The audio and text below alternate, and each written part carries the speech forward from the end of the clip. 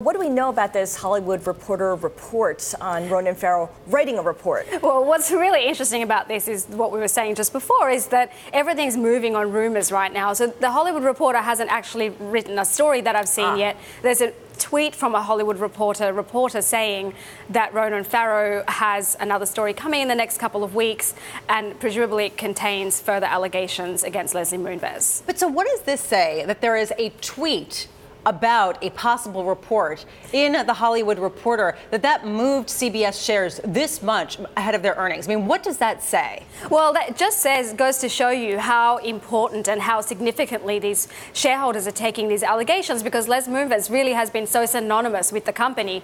He is CBS.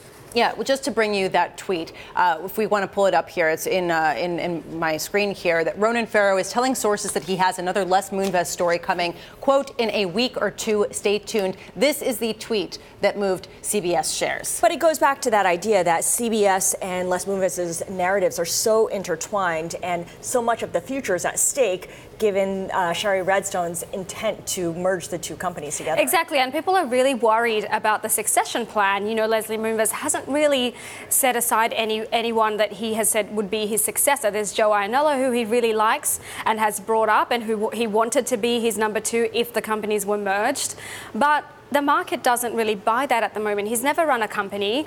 He's not the CFO, he's a COO. And there could be a leadership vacuum here if Leslie were to step down. So the hottest event in town is going to be the earnings call later today. What are we expecting out of it? Well, Leslie Moonves is actually going to be on the call. Wow. I know. He's going to be very carefully lawyered. I'm sure he's going to be very carefully lawyered. The board came out last night and said they've appointed a couple of law firms to look into these allegations. It's surprising to me that they're actually going to have him front up the call with investors and analysts.